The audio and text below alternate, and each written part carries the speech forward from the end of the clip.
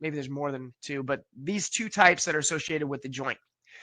The first type is what we call cavitation. That's where you get adjusted, you hear a pop. You've heard of crack your fingers. If I push my fingers back, I didn't do it. There it goes.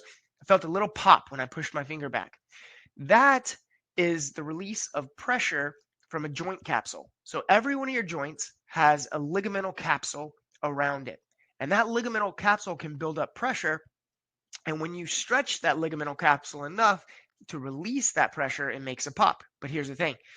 You should have to wait at least 10, 15 minutes to be able to make that joint pop again. It takes that amount of time.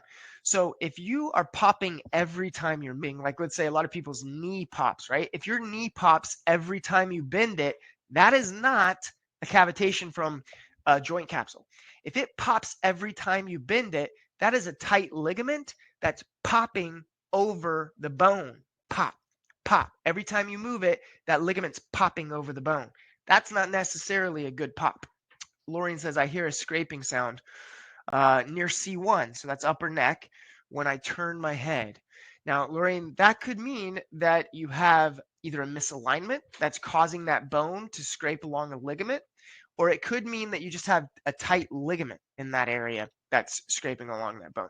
Now, I say that. It could also be a couple of other things. Let's say if you've injured that area, maybe you built up scar tissue there. Obviously, there could be more reasons than just that, but those are some possible reasons.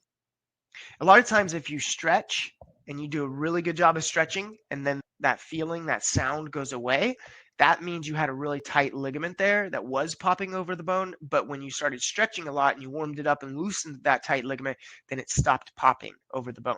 If that makes sense.